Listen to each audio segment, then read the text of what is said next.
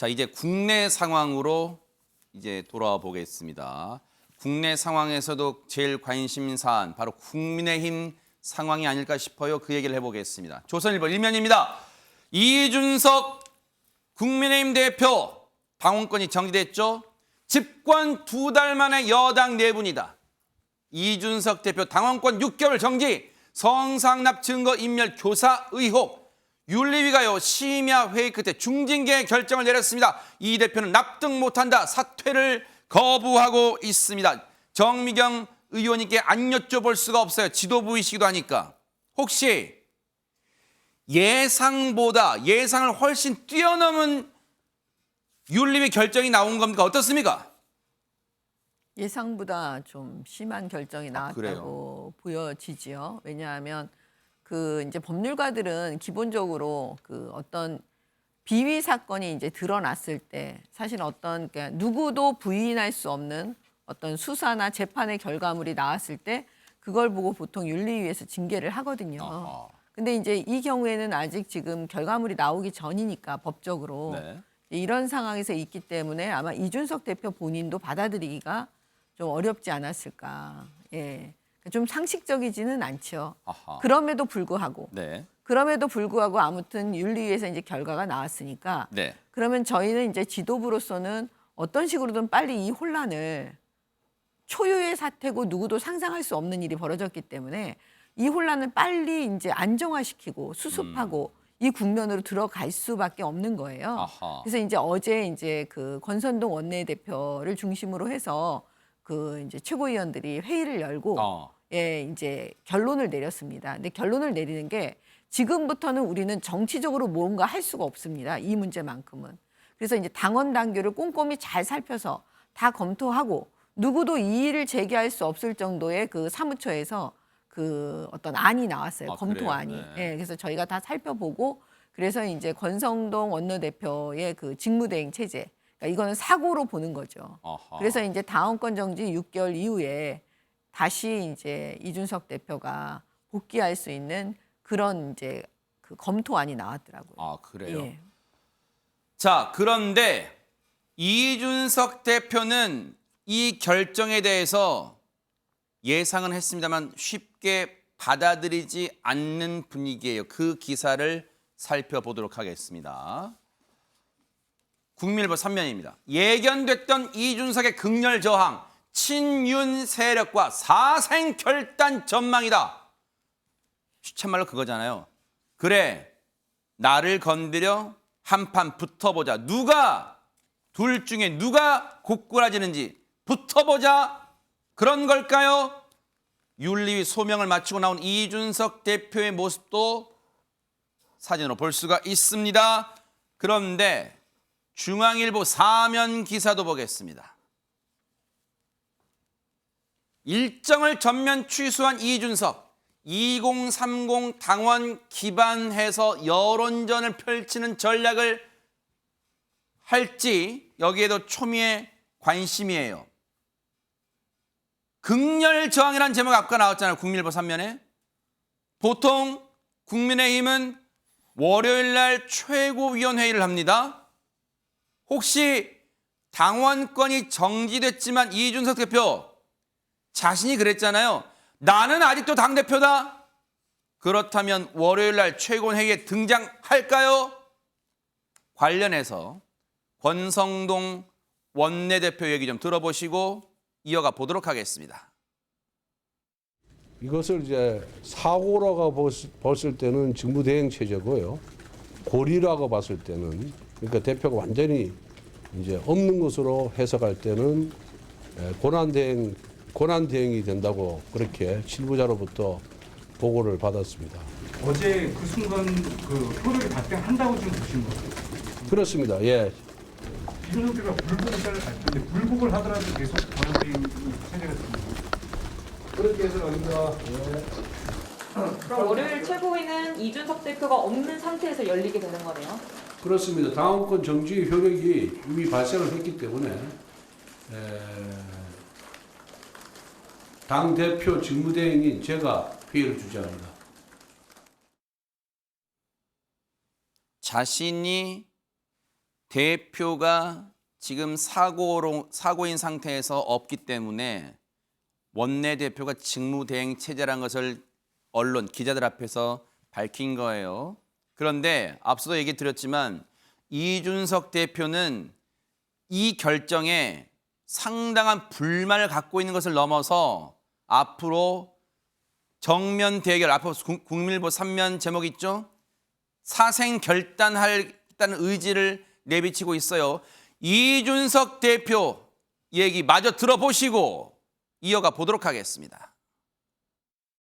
어떻게 앞으로 대응을 하실 건가요? 이의 신청이랄지? 원래 우선 징계에 대해 가지고 우리 윤리위원회 규정을 보면은 그 징계 처분권이라고 하는 것이 당 대표에게 있습니다. 그렇기 때문에 저는 이 부분에 있어 가지고 뭐 납득할 만한 그런 어떤 상황이 아닌 경우에는 우선 징계 처분을 보류할 그런 생각입니다. 당 대표에서 물러나실 생각은 없으시죠? 저는 그럴 생각 없습니다. 그러면 그 당원권이 만약에 최종 정지되는 걸로 확정되는 시기는 언제가 될까요? 뭐 그 처분이라는 게 납득 가능한 시점이 되면은 그건 당연히 그렇게 받아들이겠지만은 지금 상황에서는 뭐 제가 봤을 때는 가처분이라든지 예. 재심이라든지 이런 상황들을 뭐 판단해가지고 예. 어떤 조치들을 하겠습니다. 그러면 최종 확정되기 전까지 최고위도 열고 그대로 주재를 하고 이 행위를 계속 하실 생각이신 거죠?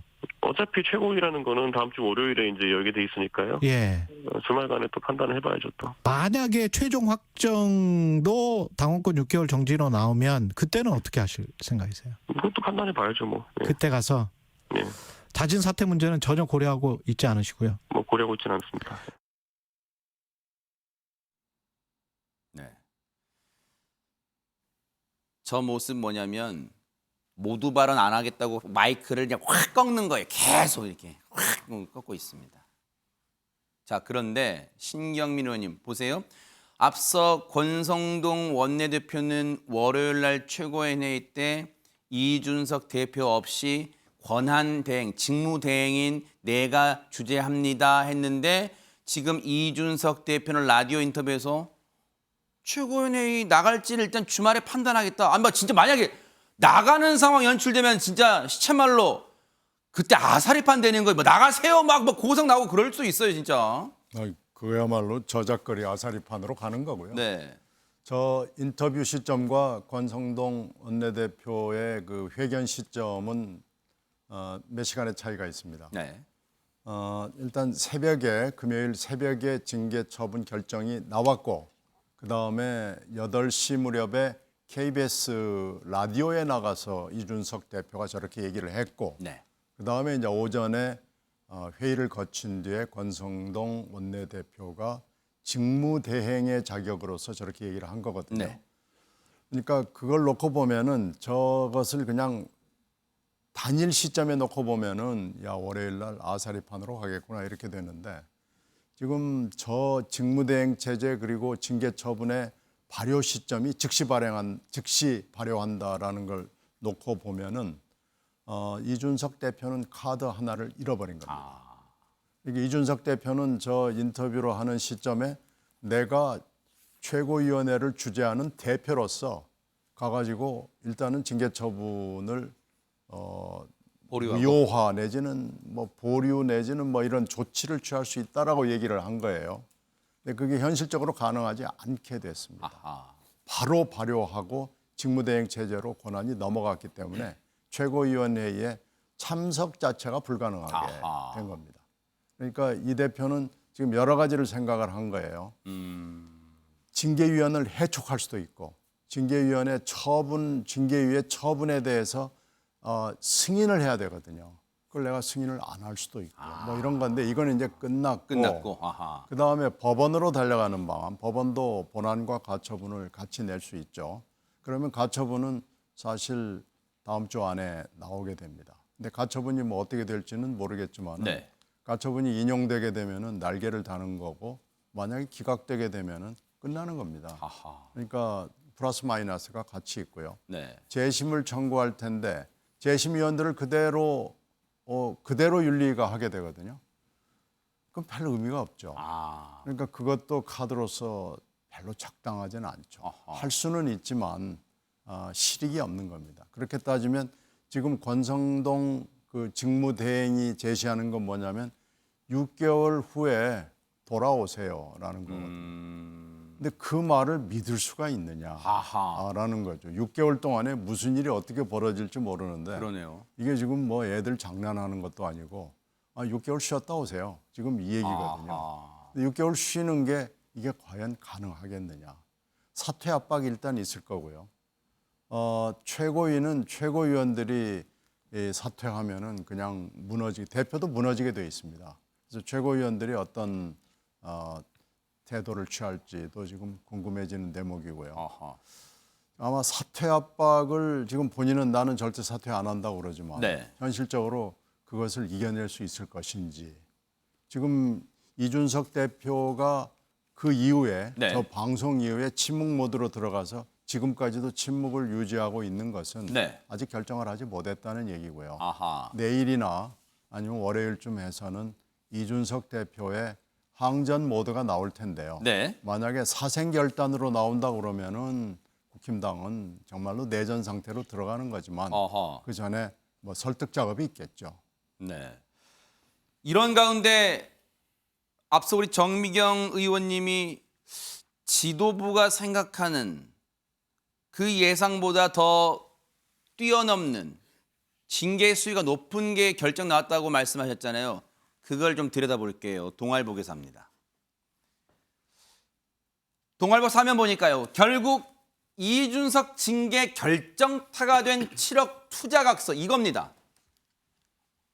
이거 약속 증서라는 제목으로 되어 있는 메모 형식의 이 각서인데 뭐 이렇게 써 있어요. 뭐 이동규 피부과 대전시 소재에 2월 초순까지 7억 원을 투자 유치를 하겠습니다. 2022년 1월 10일 대선 기간 국면에 급하게 내려가요. 김철근 실장, 이준석 대표의 핵심 측근이죠. 그리고 핸드폰 번호가 있고요. 투자 기한을 뭐 3년으로 한다. 그리고 월 일부로 한다. 아마 이자율 뭐 그런 얘기도 등등도 쓴 것 같아요. 근데 보세요. 정무실장, 김철근 정무실장이 1월 제보자에 써줬어요.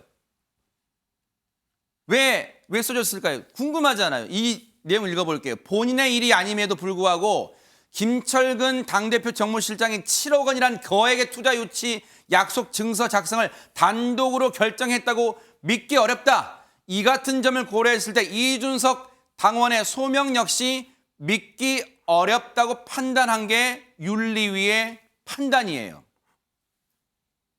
보세요.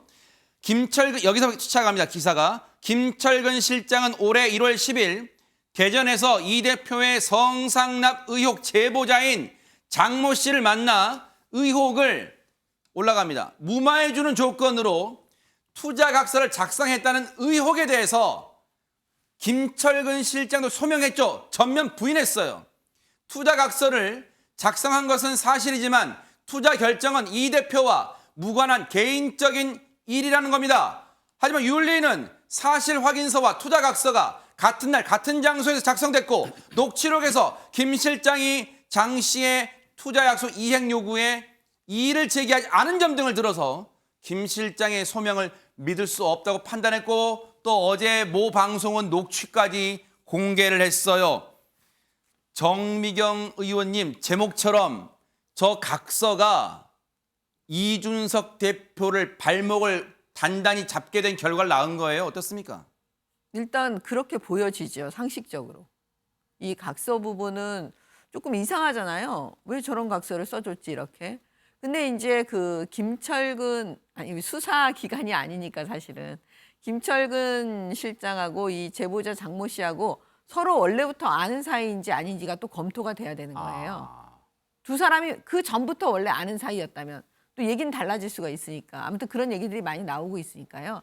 이거는 이제 수사기관에서 다 이런 걸 다 모아가지고 대질 조사도 하고 뭐 여러 가지 해야 되잖아요. 근데 윤리위에서 과연 그게 가능했을까라고 이제 우리 상식적으로 그렇죠. 또 많은 분들이 또 이의를 제기하고 계시니까 이거가 그래서 제가 늘 말씀드리지만 수사기관에서 어떤 결과물이 나오거나 재판에서 어떤 결과물이 나와서 이제 더 이상 누구도 이의를 제기하지 못하는 상황이 되면 네. 그때는 이제 징계했을 때도 사실 이런 큰 혼란은 오지 않을 거잖아요. 근데 아무튼 이렇게 혼란이 왔기 때문에 지금부터는 사실 지도부로서는 이제 제가 말씀드렸지만 안전 국면으로 가야 되고요.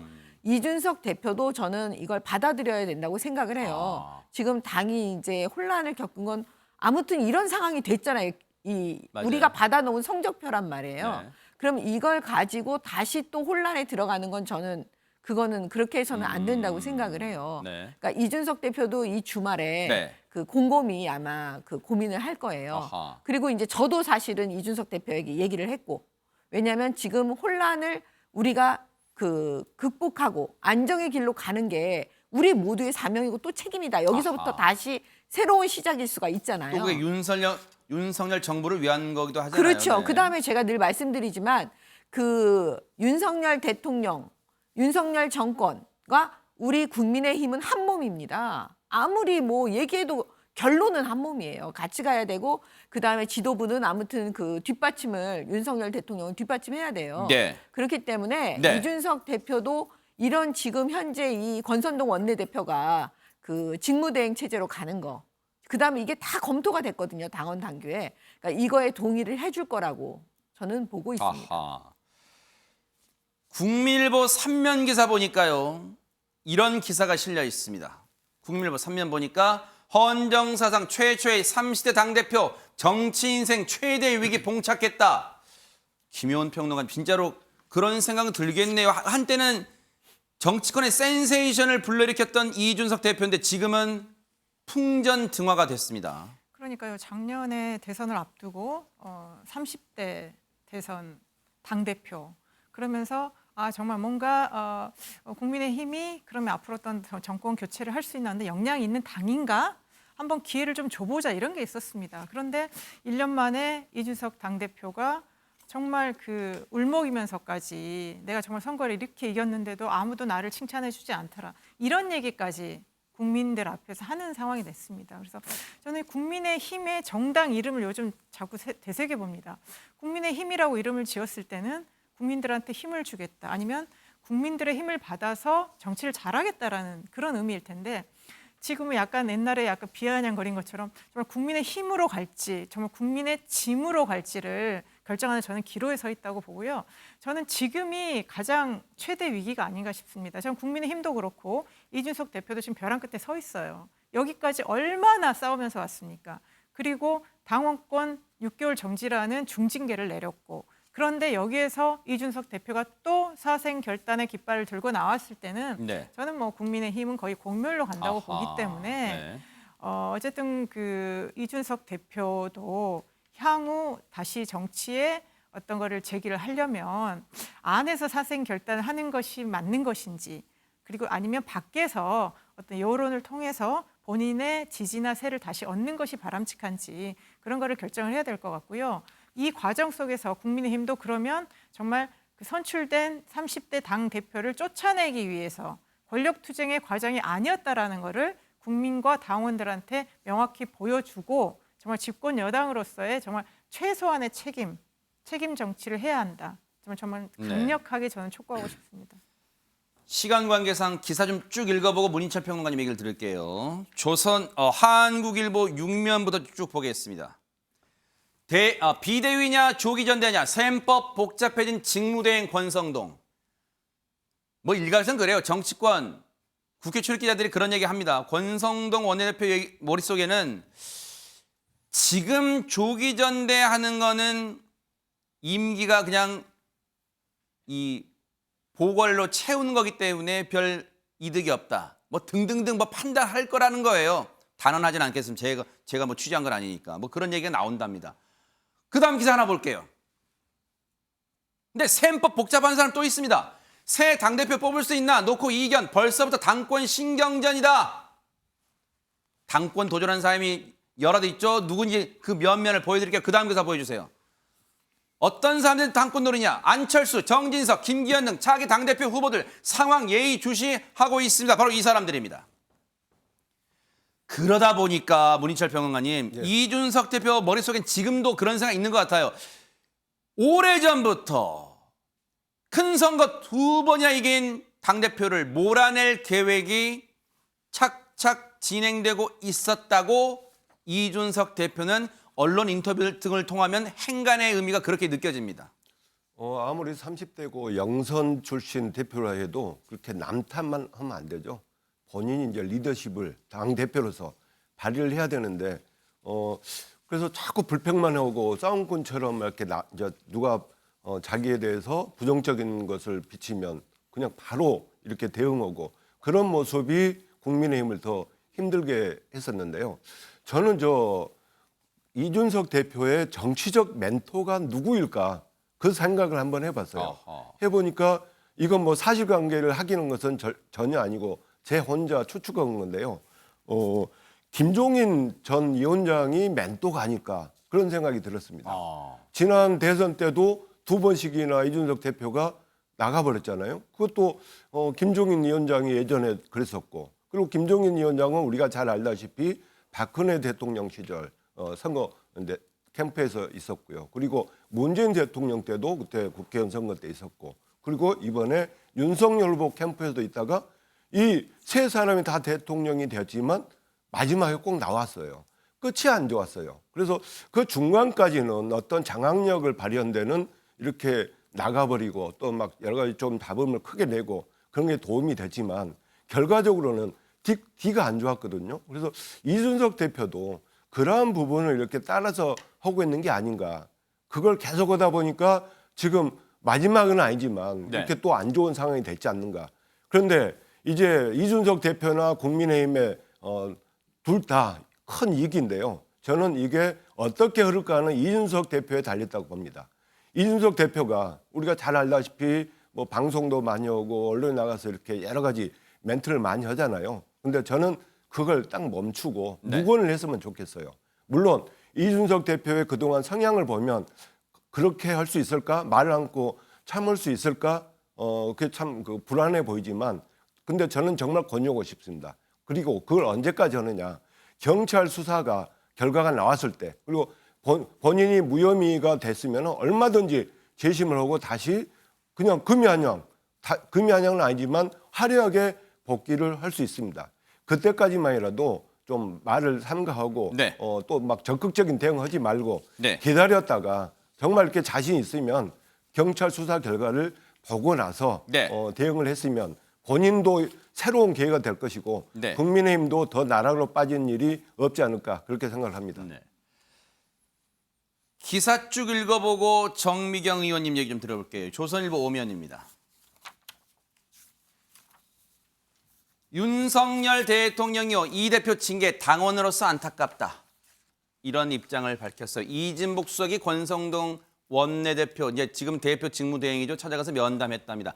이준석 징계와 상관없이 일정이 잡힌 거라고 일단은 얘기는 하고 있습니다. 자, 다음 기사 볼게요. 쭉 볼게요. 민주당도 이 반응을 내놓고 있습니다. 매일경제 사면입니다. 민주당 이준석 징계 사필 규정이지만 국힘도 성비위 공범이다. 세게 얘기했어요. 다음 기사 볼게요. 김종인 앞서 지금 문인철 평론가님 얘기 딱 김종인 전 비대위원장 얘기 나옵니다. 경향신문 오면입니다. 김종인 당 지지율 상당히 빠질 것이다. 앞으로 두고 봐라. 그런 뉘앙스입니다. 비판하고 있고요. 권성동 갈등 증폭 우려된다. 당에 앞으로 익명의 관계자라는 그런 식의 인터뷰 하지 마라. 금원령까지 내렸습니다. 하나 더 볼게요. 한국일보 6면입니다. 이준석 지지 2030 남성들 당원 가입 러쉬를 이루고 있답니다. 이건 어떻게 된 겁니까? 이준석 대표의 징계가 내려졌는데 2030 남성들은 당에 지금 가입을 했죠. 당원 가입을 하고 있대요. 일단 정미경 의원님. 윤석열 대통령은 안타깝다. 어떻게 되면 원론적이기도 해요. 그리고 예전에 얘기는 당무에 관여 안 한다. 대통령은. 지금 어떤 글쎄요.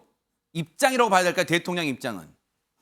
대통령 입장은 어떻게 사실 개입하기도 되게 어렵고 이 모든 상황 자체가 진짜 안타까워할 수밖에 없을 것 같아요. 왜냐하면 지금 대통령 입장은 당이 순항하기를 바라시지 않겠습니까? 이런 내용에 쌓이는 걸 원하시지 않을 거예요. 근데 아무튼 이런 상황이 벌어지니까 그냥 원론적인 말씀을 하셨다고 저는 보고요.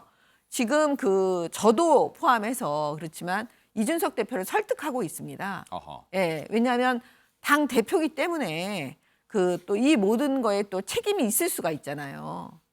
물론 본인은 억울하다고 말을 하지만, 그러니까 그 책임 있는 부분을 다시 인식시켜 주고, 그 다음에 그 당이 빨리 하나가 돼서 가는 모습을 국민들한테 보여드려야 된다. 네. 그러니까 그걸 충분히 우리가 설득하고 네. 있고 하기 때문에요. 빨리 안정적으로 올라가야 합니다. 네. 신경민 의원님 앞서 우상호 비대위원장 얘기도 있었습니다. 사필 규정이라는 표현을 했어요. 그런데 혹시 곰곰이 따져보면 민주당 입장에선 지난번 총선 때도 지난번 지방선거 때도 호남에서 지지율 상당히 올라갔잖아요. 국민의힘. 혹시 좀 두려워했던 존재 이준석이 물러나는 게 민주당 입장에서는 좀 득이 될 수 있는 상황인가요? 진짜 어떻습니까? 뭐 플러스 마이너스가 뭐 모든 일에 있고 이 경우에도 뭐 예외는 아닙니다. 이준석 대표가 집권을 하면서 국힘당에 대한 평가가 호남을 비롯해서 전국적으로 좋아진 것은 맞죠. 특히 호남을 공을 많이 들였어요. 본인이 직접 가기도 하고 윤 후보 시절부터 윤 후보를 호남에 공을 들여야 된다라고 설득을 해서 많이 갔고 이렇기 때문에 호남에서 이준석 대표의 인기는 꽤 있습니다. 그런 점에서 봤을 때 지금 이 내홍은 아마 국힘당에 매우 뼈아픈 패착이 될 것이 너무 분명하고요. 2030 그 당원들이 늘어나고 있다는 것은 아마 미국에 있을 그게 임시전대가 될지 진짜 전제가 될지는 그건 잘 모르겠습니다. 지금 임기가 1년짜리냐 아니면 풀로 2년을 다시 할 거냐가 달라지기 때문에 그렇죠. 굉장히 중요한 결정을 앞에 두고 있죠. 그렇기 때문에 아마 2030들이 그렇다면은 우리의 힘을 보여주자는 움직임으로 판단이 되고요. 그것이 아마 그것을 징계성으로 2030들이 나타내게 될지 아니면 뭔가 국힘당의 방향을 바꾸는 쪽으로 나타날지는 현재로서는 판단이 안 되지만요. 이것도 좀 새로운 움직임으로 보이고 그래서 저희들로서도 민주당 입장으로서도 이 지금 여러 가지 일련의 사태와 움직임들이 굉장히 중요합니다. 네. 이것이 어떻게 흘러가게 될지가 민주당에게도 많은 영향을 주게 될 수밖에 없습니다. 그렇겠네요. 자, 윤석열 대통령 직무수행 평가 얘기 좀 해볼게요. 조선일보 오면 기사 좀 보겠습니다. 윤 대통령 직무수행 잘하고 있다. 73이 아니에요. 37%입니다. 대박 사건입니다. 53%까지 갔던 지지율 긍정평가가 37%예요. 다음 기사 볼게요. 한국갤럽 여론조사인데요. 취임 2달 만에 국정지지율 30%대로 겉은 담담하지만 속은 답답할 것 같다. 하나 더 볼게요. 도어 스태핑을 게시했는데요. 제기했는데 도어 스태핑 제기한 윤석열 대통령 대통령실에 6천 근무하는데 그 6천은 정치적 동질합니다. 김효은 평론가님 어떻게 봐야 됩니까? 지지율과 함께 묶어서 설명해 주세요. 1분 드리겠습니다. 지지율 하락은 계속될 거라고 보고요. 반등의 계기가 없습니다. 대외 환경도 안 좋지 않습니까? 경제 위기 있고요. 국내 정치 여소야돼 있고 그리고 국민들의 뭔가 어떤 지지를 받고 압도적으로 뭐 정권이 출범한 것도 이거 아닙니다. 그런데 지금 대통령께서 말씀하시는 거 보면 계속 과거 정부 얘기하고요. 그다음에 뭐 이번에 순방에서 비선 문제 나오니까 무슨 문제가 있느냐. 그리고 또 방금 이런 것처럼 아무 문제 없다라는 식으로 얘기를 하고 있습니다. 그리고 대통령이 이런 인식을 바꾸지 않은 상태에서 검찰과 경찰을 앞세워서 과거 정부 때리기, 뭐 국정원장들 앞으로 뭐 고발하고 수사하고 이런 식으로 갈 건데 이렇게 본인의 앞으로 어떤 아젠다나 비전 이런 걸 보여주지 않은 상태에서 국민들을 굉장히 피곤하게 하는 그런 지금 국정 운영을 하고 있기 때문에 국정 운영에 이게 정기가 없는 한 지지율은 떨어질 거고요. 아마 이제 권성동 원내대표가 직무대행하면서 거의 뭐 청와대실의 출장소처럼 또 하지 않을까. 그래서 저는 굉장히 어려운 상황이 지속될 거다. 대통령실 말씀이죠. 청와대 말고 대통령실. 네, 그렇습니다. 문인철 평론가님 여론조사 전문가시니까 그 기사를 보니까 가장 부정적 원인으로 뽑은 게 인사 문제더라고요. 그렇죠. 인사 부분은 처음 대통령 취임해서부터 이제 장관들 임명하고 하면 그럴 때도 안 좋았었는데 계속 안 좋아져 가지고 부정적 평가에 지금 봐보면은 제일 높게 나옵니다. 네. 25%까지 이렇게 부정적인 평가가 큽니다. 그다음 경제 문제고 그러면 이제 새롭게 등장한 게 이 도수표행에서 발언이 부주의하다. 이제 그런 부분에서 당이 도와줘야 되는데 당도 지금 뭐 이제까지 우리가 토론했다시피 엉망이잖아요. 그런데 저는 지금 지지율이 더 떨어질 거라고 보는데 쉽지 않습니다. 저는 바닥이 아닌가 싶습니다. 만약 여기서 더 떨어지면요. 국정 운영하기가 정말 힘듭니다. 아하. 잘하고 있는 것도 모두 다 잘못됐다고 평가를 받고 네. 야당으로부터는 더 거센 비판을 받으니까 네. 힘이 없어서요. 정신 차리고 제대로 할 수 있도록 여러 지적들 네. 잘 감안해서 해야 되겠습니다. 반등할지 지켜보겠습니다. 주말 아침 매일경제 여기서 마치겠습니다. 함께해 주신 여러분 고맙습니다.